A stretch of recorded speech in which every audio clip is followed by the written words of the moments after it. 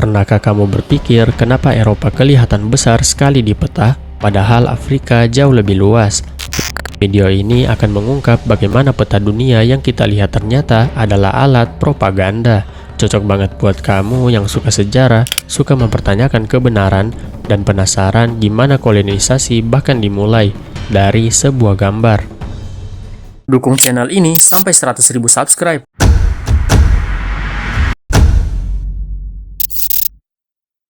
Peta dunia adalah hal yang sangat kita anggap biasa, ada di buku pelajaran, dinding kelas, bahkan Google Maps. Tapi pernahkah kamu benar-benar mengamati bentuk dan ukuran benua-benua di peta itu? Misalnya, Eropa dan Amerika Utara terlihat sangat besar, tapi kalau kita cek di globe atau peta berbasis skala yang akurat seperti peta Gale-Peters, kenyataannya adalah terbalik. Afrika yang di peta Mercator tampak ramping dan kecil, ternyata hampir 3 kali lebih luas dari peta Eropa. Kenapa bisa seperti itu?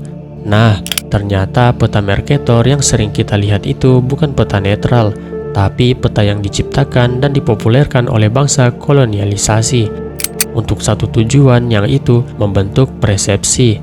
Peta digunakan bukan hanya sebagai alat navigasi, tapi sebagai alat kekuasaan.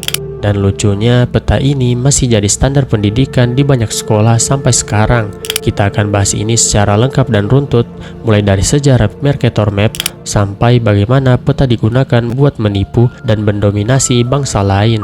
Tapi tahukah kalian bahwa ada sebuah wilayah yang sengaja dihapus dari peta dunia resmi oleh negara adidaya demi menyembunyikan kejahatan perang?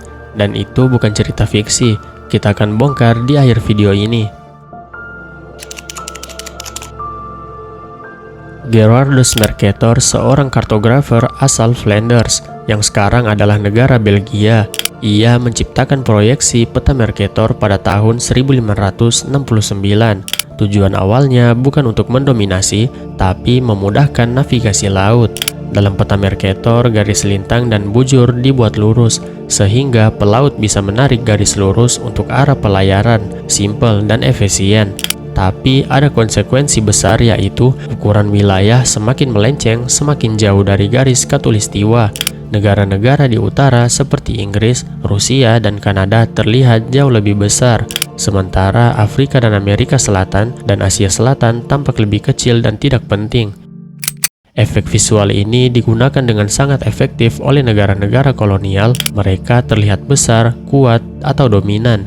Sementara koloni mereka yang sebenarnya sangat kaya sumber daya alam dan wilayah luas terlihat kecil, miskin, dan boleh dijajah. Bahkan dalam beberapa versi peta di masa kolonial, benua Afrika tidak diberi banyak nama daerah, seolah-olah tempat itu liar dan tak beradab, padahal sudah ada banyak peradaban ribuan tahun di sana. Bayangkan, kamu anak sekolah di Inggris tahun 1800-an melihat peta dunia di kelas Eropa besar, Afrika kecil, dan Asia jauh di bawah. Secara tidak sadar, kamu merasa bahwa negaramu memang berhak memimpin dunia. Itu kekuatan propaganda peta.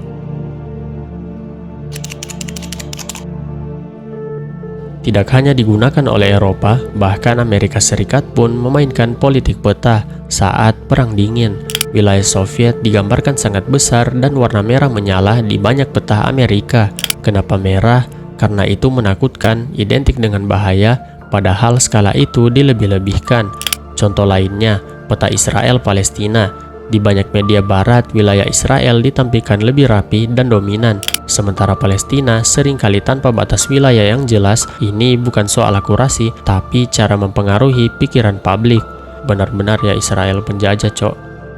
Atau peta Korea Selatan dan Utara. Coba kalian cek beberapa peta digital, wilayah Korea Utara kadang minim detail, seolah-olah tidak penting.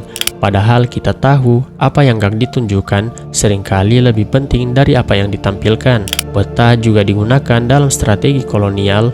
Inggris misalnya, membagi wilayah India berdasarkan garis-garis buatan yang mengabaikan kultur dan etnis. Akibatnya konflik berkepanjangan bahkan setelah merdeka. Dan kamu tahu tidak, bahkan nama negara di peta pun bisa berubah sesuai kepentingan. Negara Myanmar dulunya disebut Burma di peta-peta barat. Perubahan ini sering dikaitkan dengan siapa yang sedang berkuasa dan siapa yang mengontrol narasi global. Sebenarnya tidak semua kartografer mendukung peta Mercator. Ada peta Gale-Peters yang lebih akurat secara proporsi ukuran. Di peta ini Afrika terlihat sangat besar sesuai dengan luas aslinya. Tapi peta ini tidak pernah diajarkan secara luas di sekolah-sekolah. Kenapa? Karena simple saja, yaitu mengganggu status quo. Negara-negara di utara akan tampak terlalu tidak dominan, dan peta ini merusak ilusi superioritas yang sudah dibangun selama berabad-abad. Ada juga peta Dymexion atau Buckminster Fuller yang mencoba menampilkan dunia tanpa membuat satu wilayah tampak dominan, tapi peta ini terlalu revolusioner dan tidak populer karena sulit dibaca secara tradisional. Sekarang pertanyaannya yaitu, siapa yang punya hak untuk menentukan versi dunia yang kita lihat, apakah Google, pemerintah, atau sejarah? Dan kalau kamu, peta bisa dimanipulasi seberapa banyak lagi kebenaran yang kita percaya cuma karena kita melihatnya sejak kecil?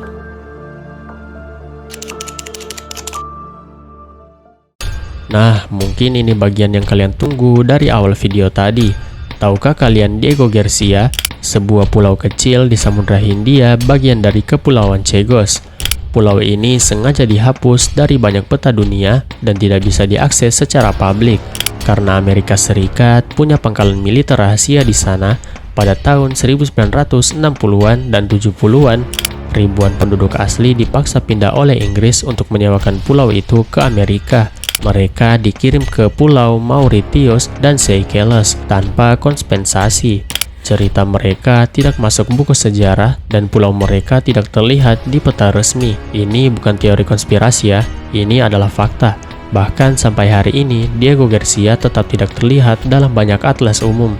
Dan ironisnya ini semua dimungkinkan karena peta bisa disesuaikan sesuka hati. Peta bukan alat geografis dan dia adalah alat kekuasaan.